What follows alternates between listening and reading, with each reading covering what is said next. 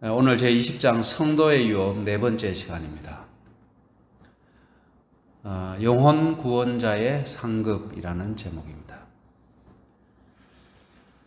구속받은 자들이 하나님 앞에 설 때 그들을 위하여 기울인 성실하고 줄기찬 노력, 요새로 피해오라는 탄원과 열렬한 권유 때문에 그곳에 있게 된 귀중한 영혼들은 그들의 이름을 부를 때에 대답할 것이다.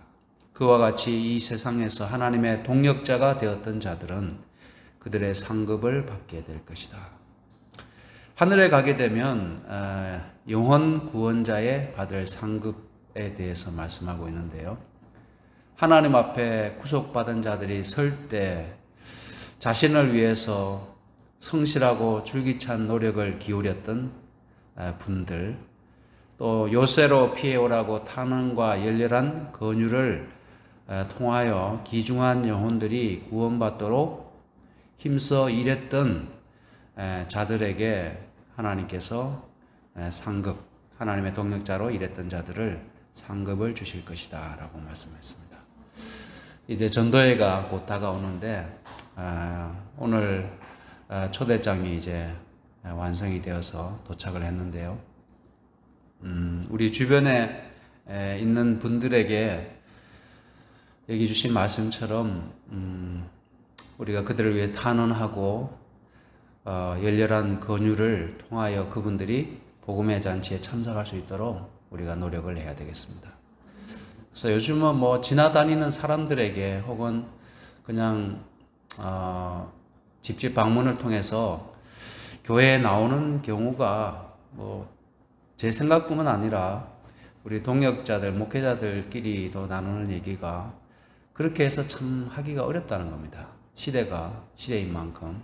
그래서 지금은 관계 중심의 전도를 통해서 우리 교우님들, 우리 성도들 주변에 있는 사람들을 잘 평상시에 잘 관리하고 그분들과 좋은 관계 속에서 복음을 전하지 않으면 참 영혼 구원하기가 어렵다고 하는 겁니다. 그래서 우리 강미자 지사님 항상 이제 영혼 구원하기 위해서 그분에게는 독특한 카리스마가 있는 것 같아요. 뭔가 교회 나오라고 이렇게 권하면은 주변에 있는 사람들이 모르겠습니다. 이렇게 거절하기가 어려운지 나오시는 것을 보게 됩니다. 이번에도 세 분이 벌써 거의 한 2달 가까이 교회에 나오시고 계신데 그분이 기도를 많이 하고 또 영혼들에게 뭔가 확신을 가지고 전도하는 데에 어떤 비결이 있지 않는가 그런 생각을 해보게 됩니다. 하늘에 있는 아름다운 도성의 문들이 번쩍이는 돌적길을 따라 활짝 열리고 진리를 지킨 인류가 들어갈 때 영광의 면류관이 그들의 머리에 씌워지고 그들은 존귀와 영광과 위엄을 하나님께 돌릴 것이다. 그때에 어떤 사람들이 그대들에게 와서 말할 것이다. 만일 당신이 나에게 친절하게 말해준 그 말이 없었다면, 만일 당신의 눈물과 애원과 열렬한 노력이 없었다면 나는 영광 중에 계신 왕을 결코 보지 못했을 것입니다. 하늘에서 그렇게 고마워하고 나에게 그런 따뜻한 친절과 또 겉면의 말씀을 해주지 않았다면 아마 제가 이 자리에 오지 못했을 겁니다 라고 이렇게 고백하는 것이죠. 이 얼마나 큰 상급인가? 미래의 영원한 생애에서 성실한 자를 기다리는 무한한 상급과 비교해 보면 이 세상의 일시적인 생애에서의 인간의 칭찬이란 얼마나 하찮은 것인가. 그래서 그러한 복음을 전하기 위한 영혼 구원을 하기 위한 노력들이 이 땅에서 우리가 인정받거나 칭찬받는 것은 매우 제한되어 있지만은 하늘에 가게 되면 그것과 비교할 수 없는 하나님의 칭찬을 또 상급을 받게 될 것이라고 하는 것입니다. 우리의 성향은 변치 않음. 저는 이 말씀을 보면서 참 엄숙함을 느끼기도 했고요. 또 과연 경험적으로 봤을 때 우리의 성향이 바뀌지 않는다고 하면 하늘에 갈 만한 성품이 정말 갖춰질 수 있을까 하는 그런 두려움을, 부담을 갖게 되었습니다. 여러분들도 한번 이 말씀을 한번 주목해 보십시오. 그대가 하늘에서 성도가 되고자 하면 그대는 먼저 지상에서 성도가 되어야 한다. 많이 들어보신 말씀이죠. 그대가 사는 동안 간직하고 있는 품성의 특성은 죽음에 의해서나 부활에 의해서도 변하지 않을 것이다. 그대는 가정과 사회에서 나타냈던 동일한 성향을 가지고 무덤에서 나올 것이다.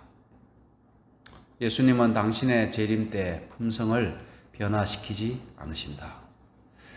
그래서 우리의 몸은 불멸의 몸을 입고 균형과 완벽한 아름다움을 가지고 부활하지만 우리의 품성을 우리 주님의 재림 때에 변화시켜 주지 않으신다고 말씀합니다. 어떻게 생각하세요? 이 말씀이 우리에게 어떤 의미가 있을까요? 이 말씀이. 예?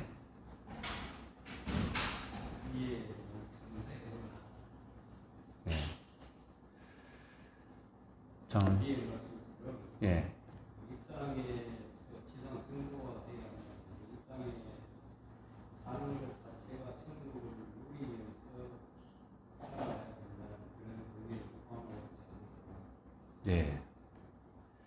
그래서 이 땅에서 성도가 되어야 된다는 얘기겠죠. 하늘에 가서 갑자기 변하는 게 아니라 이 땅에서 성도가 되지 않는 사람은 하늘에 가서도 죽음이 우리를 변화시켜 주지 않는다. 부활이 우리를 변화시켜 주지 않는다라고 하는 것입니다. 우리의 품성만큼은.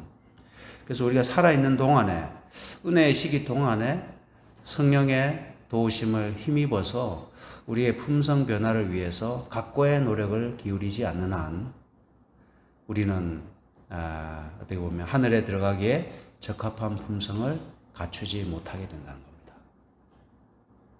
그래서 우리의 품성에 대한 보다 우리가 진지한 노력을 기울일 필요가 있겠습니다. 여기 말씀한 것처럼 우리가 가정과 사회에서 나타냈던 동일한 성향을 가지고 무덤에서 나올 것이라고 말씀했거든요. 그래서 사회에서나 또 우리가 보통 남한테는 어느 정도 예의를 갖추고 이렇게 행동합니다. 그러나 가정에서 우리가 나타냈던 성향들은 더 심각한 것 같아요. 더 심각한 것 같습니다. 그래서 우리의 그러한 모습들, 우리의 진면목을 솔직하게 인정하고 도우시는 성령의 능력이 우리에게 있다는 사실을 기억하고 우리의 품성의 모난 부분이 무엇인지 그것을 어떻게 알 수 있는가 하면 다른 주변에 있는 사람들의 반응을 통해서 알 수가 있습니다. 사실은 자기가 자기 자신의 품성이나 자신의 성향을 우리가 우리 얼굴을 거울을 통하지 않고는 잘 볼 수 없는 것처럼 내 자신의 모습을 잘 파악하기가 어렵습니다. 근데 내 주변에 있는 사람들과의 관계 속에서 내 주변에 있는 사람들의 반응을 통해서 내가 어떤 성품과 어떤 성격을 가지고 있는지를 우리가 알 수 있게 되는 겁니다. 근데 주변 사람들의 반응을 그냥 별 대수롭지 않게 여기고 내가 중심이 되고 세상은 나 중심으로 돌아가야 된다고 생각한다든지 또 가정이 내가 중심이 되어야 된다고 생각하게 되면 우리는 많은 기회들을 잃어버리게 되는 것입니다. 변화의 사업은 지금 이루어져야 한다. 우리의 매일의 생애는 우리의 운명을 결정하고 있다. 오늘의 삶도 마찬가지입니다. 오늘 우리가 살아온 하루의 삶도 우리의 운명을 결정하는데 우리가 구원받는 쪽과 구원받지 못하는 쪽에 한쪽에다가 무게를 더 실었다는 것은 너무나 분명한 사실입니다. 우리가 하늘의 처소에 적합한 자가 되려면 그리스도의 은혜를 통하여 품성의 결함들을 회개하고 극복해야 하며 이 은혜의 시기 동안에 균형 잡힌 품성을 이루어야 한다. 이 말씀이 결론입니다. 이 은혜의 시기 동안에 균형 잡힌 품성을 이루어야 한다. 그래서 우리는 우리 스스로의 힘으로 변화되는 것이 아닙니다. 그래서 사람은 변합니까? 안 변합니까? 흔히 하는 말이 사람은 안 변합니다. 예. 사람의 기질은 정말 안 변하는 것 같습니다. 그래서 우리에게 누구를 주셨는가 하면 보혜사 성령을 우리에게 허락하셨습니다. 그래서 그리스도의 은혜를 통하여 또 성령의 도우심을 힘입어서 변화를 이루라고 하는 것이죠. 예. 그래서 그것을 은혜의 시기라고 말씀하지 않습니까? 하나님의 은혜가 부어지고 있는 시기라는 얘기죠. 근데 은혜의 시기가 끝나면 그때는 우리가 노력을 해도 되지 않는다고 하는 것입니다. 하늘의 평화롭고 부드러운 분위기에 대해서 말씀했는데 하늘의 분위기를 말씀합니다. 하늘 왕궁의 평화와 조화는 거칠거나 불친절한 자의 존재로 훼손당하지 않을 것이다. 저도 뭐 가끔씩 이 동네 이제 지나다니는 사람들 소리 다 들리고 또 집이 다닥다닥 붙어 있다 보니까 싸우는 소리, 뭐 새벽에 막 날카로운 소리, 그 다음에 욕하는 소리 막 다 들립니다. 어떤 경우에는 제가 첫 해 왔을 때 어디쯤 되는 것 같아요. 막 유리창 깨는 소리, 막 유리창을 깨는데 한 장을 깨는 게 아니라 막 몇 장을 계속 깨는 겁니다. 정말 살벌한 그런 소리도 들리고 저러다가 불 지르면 안 될 텐데 하는 그런 생각도 들었는데 우리가 살아가고 있는 이 세상은 참 두렵고 어떤 경우에는 불안한 세상입니다. 그러한 가운데서 우리가 하나님의 천사의 돌보심을 힘입어서 하루하루를 살아가고 있는 것 같아요. 우리가 어떻게 보면 그 범죄자나 나쁜 마음을 품고 있는 사람을 요즘 묻지마 범죄 많잖아요. 알지도 못하는데 칼을 휘두르고 이렇게 해코지를 하는 사람들이 있는데 우리가 그런 사람이 누구인지 어디 있는지 우리가 모르는 가운데서 살아가는 것입니다. 그래서 하나님께서 우리를 돌보도록 구원에 섬기도록 보내신 그러한 천사들이 우리 곁에 있음을 늘 기억하고 하루하루 살아가는 것이죠. 하늘에 있는 모든 것은 고상하고 숭고하다. 모든 사람은 다른 사람들의 이익과 행복을 찾는다. 아무도 자기를 주목하고 돌보기 위하여 스스로에게 몰두하지 않는다. 이것이 천국입니다. 천국에 대한 예전에 했던 얘기들이 우스갯소리 반, 진담 반인데요. 천국에 갔더니 숟가락이 어떤 숟가락을 사용하더라고요? 천국에 갔더니 긴 숟가락을 사용하더라는 거죠. 자기는 도저히 사용할 수 없을 만큼 큰 숟가락인데 뭐 할 수밖에 없는 겁니까? 남을 이렇게 떠먹여 줄 수밖에 없는 숟가락을 사용하더라. 이렇게 성경에 나와 있지 않은 얘기인데 그 천국이 어떤 곳인가 하는 것을 우화로 표현했다고 생각이 됩니다. 여기 주신 말씀처럼 그곳은 다른 사람들의 이익과 행복을 추구하는 곳입니다. 살기 좋은 곳이겠죠. 가정에서도 내 만족과 내 행복과 내 우선을 찾는 곳이 가정이 아니라 가족의 행복과 가족의 이익과 가족의 안전을 추구하는 것이 가정의 본 모습이 아니겠습니까? 근데 사람들이 이기적으로 변하다 보니까 가정에서조차도 이기적으로 행동함으로 인해서 가정이 힘들고 어려워질 때가 참으로 많이 있는 것입니다. 그래서 우리가 천국이 얼마나 좋은 곳인가 하는 것을 이 말씀 가운데서 잘 표현한 것 같습니다. 아무도 자기를 주목하고 돌보기 위하여 스스로에게 몰두하지 않는다. 제가 지난 설교 시간에 그런 말씀을 드렸잖아요. 우리 자신에 대해서 조금 덜 주목하고 덜 생각하고 그 자리를 누구로 채우라고 말씀드렸습니까? 예수님으로 채우라고 말씀드렸잖아요. 우리는 우리 자신을 생각하면 생각할수록 우리 자신에게는 희망이 없습니다. 사실은. 우리는 우리 자신에게 몰두하면 몰두할수록 더 불안하고 더 공허하고 더 절망하게 됩니다. 그래서 우리 자신에 대해서 덜 관심을 기울이고 덜 주의를 기울이고 오히려 예수님을 또 다른 사람을 주목하고 다른 사람들의 필요를 돌아보는 것이 행복의 지름길이라고 하는 것이죠. 모든 거룩한 자들의 주요한 기쁨은 그들 주위에 있는 자들의 기쁨과 행복을 보는 것이다. 그래서 사람들의 기쁨이 자신을 즐겁게 하는 것에서 찾는 것이 아니라 주변에 있는 자들의 기쁨과 행복을 보는 것이 기쁨이 된대요, 천국에서는. 근데 이 세상은 우리의 기쁨이 대부분은 뭔가 하면 자신이 즐거울 때 기쁘잖아요. 내가 이익을 얻었을 때 기쁘지 않습니까? 근데 천국은 이 세상과 반대라고 하는 것이죠. 나는 모든 것이 평화로운 곳, 지상의 격렬한 투쟁이 다시 일어나지 않을 곳, 하늘, 거룩하고 순결하고 축복받은 사람이 모두 천천과 만만으로 모여서 행복하고 순결한 교제를 나누며 살아가며 걸어다니고 보좌에 앉으신 하나님과 어린 양을 찬양하는 의의 나라에 가 있는 것처럼 느꼈다. 천천만만의 사람들이 한결같이 좋은 사람들이에요. 한결같이.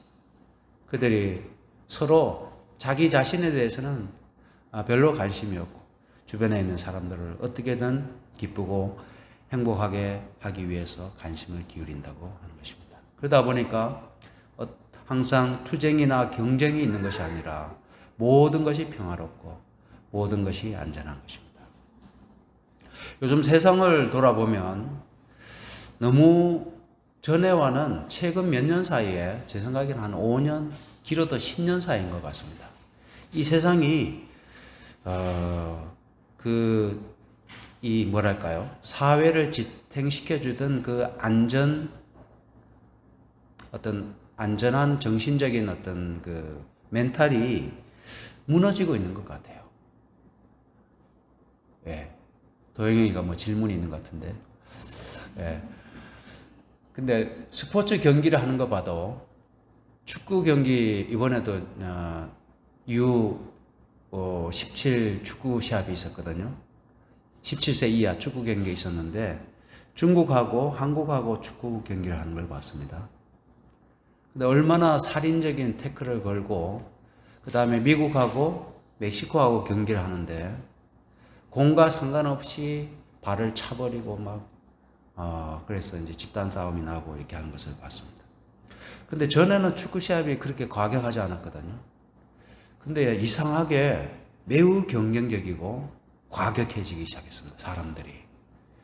근데 지금 저 유럽에 있는 EPL이나 세계적인 리그 가운데서도 전에는 신사적으로 게임을 하고 이렇게 했는데 지금은 너무너무 과격해지고 거칠어졌습니다.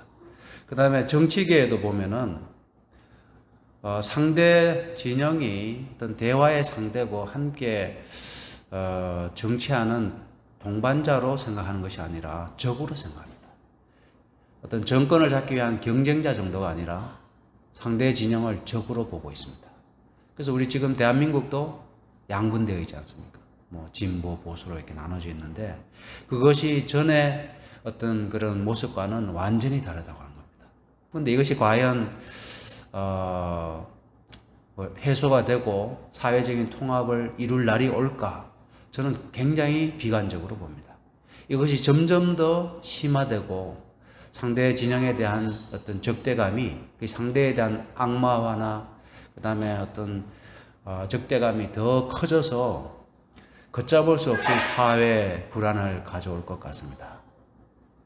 그 다음에 노조의 어떤 이기적인 그런 행태나 이러한 모습들이 사회 불안의 요소가 되고 그것이 종말을 향해 달리는 촉매제가 될 것이라고 엘렌 화이트가 말씀했는데 저는 그런 시대가 지금 우리 최근 몇 년 사이에 매우 이제 현저하게 나타나고 있는 것 같아요.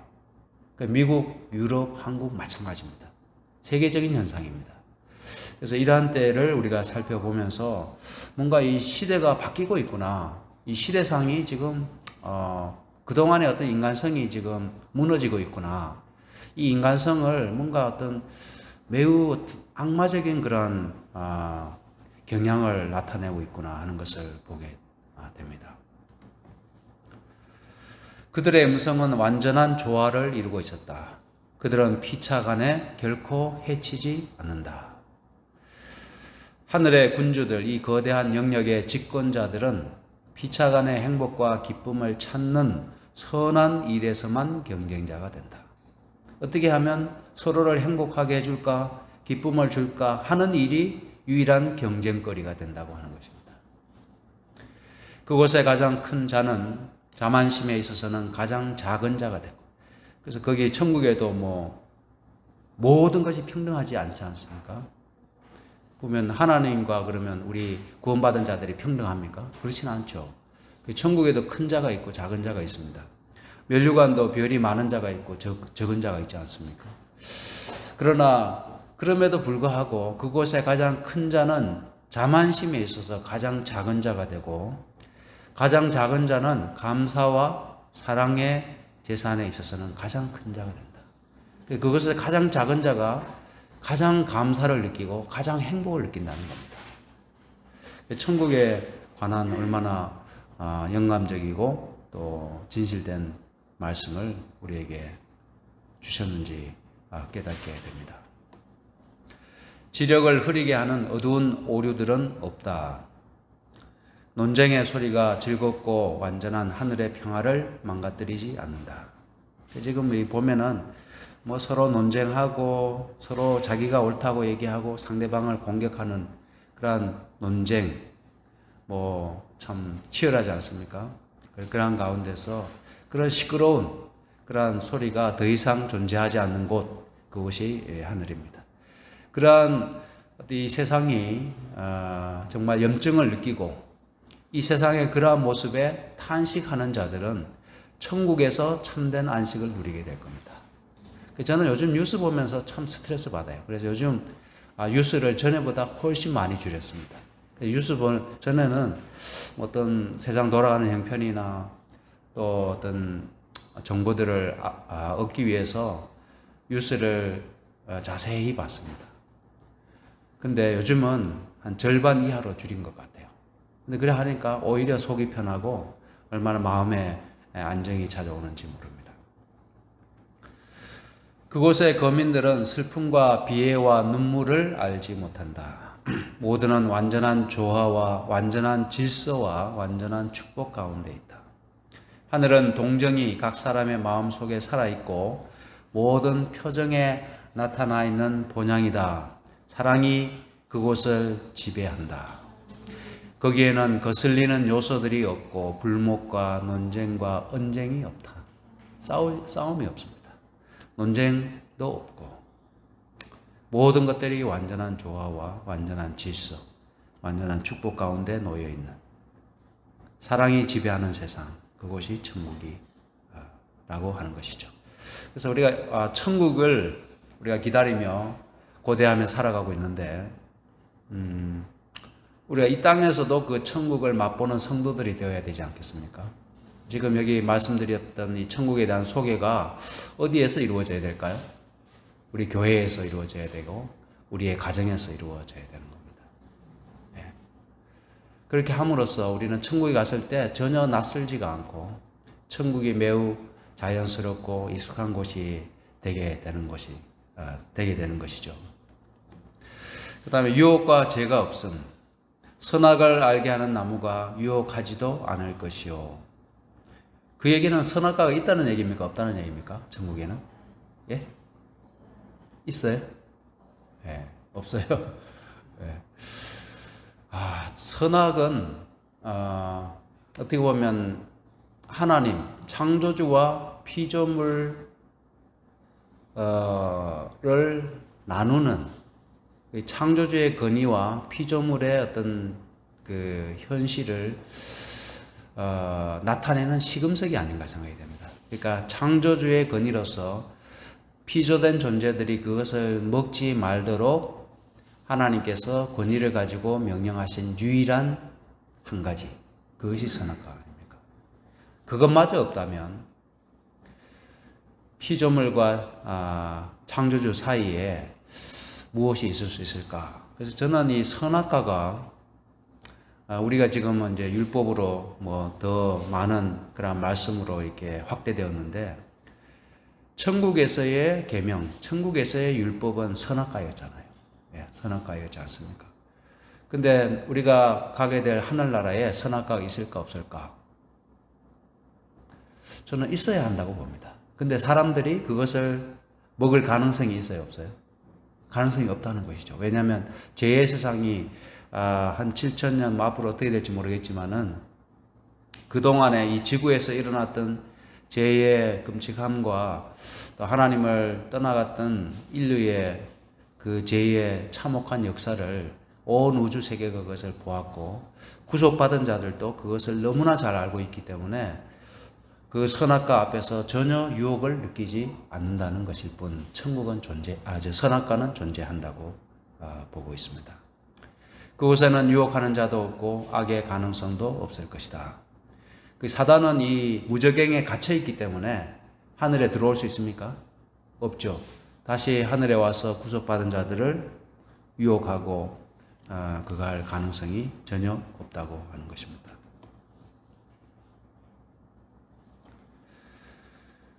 나는 천천만만의 악기처럼 울려 퍼진 천사들과 구속받은 자들의 승리의 함성을 들었다. 왜냐하면 그들은 더 이상 사단의 괴롭힘과 유혹을 받지 않게 되었고, 다른 세계의 거민들도 사단의 존재와 그의 유혹에서 해방되었기 때문이다. 그래서 강복절에 이 삼천리 금수강산에 우리 조선인들이 태극기를 가지고 거리로 쏟아져 나와서 대한민국 만세를 외쳤잖아요. 그죠? 그 흥분과 그 기쁨은 아마 이루 말할 수 없었을 겁니다. 36년간의 끔찍한 일제 치하를 이제 끝내고 독립하게 된 그 감격을 그렇게 표현했잖아요. 우리가 하늘에 가게 됐을 때 죄의 역사가 끝나고 사단의 모든 압제와 유혹으로부터 이제 더 이상 그런 세상이 존재하지 않게 되었기 때문에 여기 말씀한 것처럼 천천만만의 천사들과 구속받은 자들이 승리의 함성을 외치는 것을 듣게 되었습니다. 조금 더 보겠습니다. 아버지와 아들과의 교통인데요. 우리가 하늘에 가서 하나님의 백성들이 아버지 하나님과 아들 하나님으로 더불어 자유롭게 교통하는 특권을 얻는다라고 말씀합니다. 하나님은 우리가 볼 수 없는 분이시죠. 그렇죠? 가까이 가지 못할 빛에 거하시는 분 아닙니까? 근데 우리가 하늘에 가게 되었을 때 그분과 더불어 자유롭고 또 이렇게 교통할 수 있는 특권을 얻게 된다고 합니다. 그때는 사회를 가로막아 놓았던 희미한 희장 없이 하나님을 직접 대면하여 보게 될 것이다. 사실은 두렵기도 하고, 그런데 우리가 죄의 모든 것들이 하나님의 은혜로 용서받고 변화된 성도들이기 때문에 하나님 앞에 감히 서게 될 수 있게 될 것입니다. 우리는 그분의 귀하신 얼굴 빛을 언제나 보며 기뻐할 것이다. 그 강격한 미래를 내다볼 때 나의 마음은 기쁨으로 뛴다. 그래서 우리의 심장이 정말 두근거리고 설레는 그러한 마음으로 하늘을 소망해야 되겠습니다. 우리에게 그러한 기대가 없다면, 그러한 설레임이 없다고 하면, 마치 사랑하는 사이에 어떤 설렘이나 기대가 없이 아무 어떤 감정이 존재하지 않는다고 하면 그 관계가 사실은 죽은 관계지 않습니까? 그러나 우리가 하늘에 대한 소망과 기대가 우리에게 기쁨을 주고 또 기대와 설렘을 주도록 우리가 우리 스스로를 계속 이렇게 믿음 가운데 또 말씀으로 계속 보충하고 말씀으로 우리 자신을 뜨겁게 하는 노력이 있어야 된다고 하는 겁니다. 그것이 우리의 믿음을 지탱하는 길이고 우리의 믿음을 유지하게 하는 방법입니다. 그래서 이 교회 예배만으로는 부족하고 그러한 개인적인 노력이 우리의 신앙 가운데서 있어야 합니다. 일상 가운데서. 그래서 믿음의 눈으로 하나님의 나라를 바라보고 사모하는 그러한 재림 성도의 특권을 우리가 놓치지 말아야 되겠습니다. 하늘은 그리스도께서 거하시는 곳이다. 만일 그리스도께서 그곳에 계시지 않는다면 그분을 사랑하는 자들에게 하늘은 하늘이 되지 않을 것이다.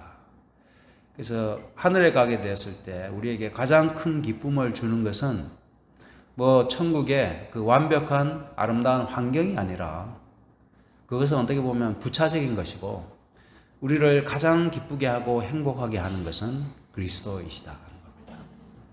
그분이 우리를 가장 사랑하는 분이시기 때문에. 이주경 집사님 이번에 고향 갔다 오셨는데 그 고향에 부모님이 계시지 않는다면 어떨 것 같으세요? 그래서 부모님이 계시지 않는 고향은 더 이상 고향이 아니잖아요. 저도 마찬가지입니다. 저도 고향이 있지만은 이제 부모님이 다 돌아가시고 나니까 고향에 가면은 고향 느낌이 없어요. 전과 같지 않습니다. 그래서 여기서 말씀한 것처럼 하늘이 되지 못하는 것입니다. 그분께서 계시지 않는다면. 하나님과 부활한 성도들은 친밀하고 부드러운 관계를 맺게 될 것이다.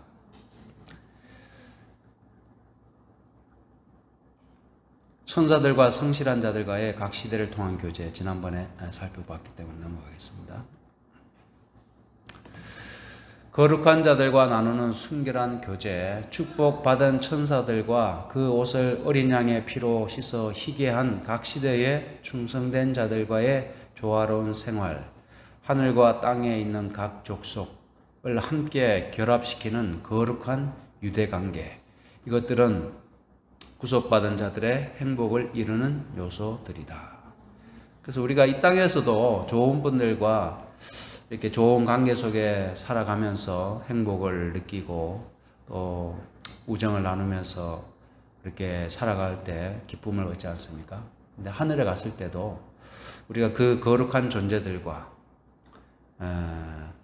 또 천사들과 구속받은 자들과 함께 거룩한 유대 관계 속에서 살아가게 될 때 우리는 이 땅에서 누린 것보다 비교할 수 없는 큰 기쁨을 누리며 살아가게 될 것이라고 하는 겁니다. 그 하늘나라에 여러분과 제가 꼭 들어가게 되었으면 좋겠습니다.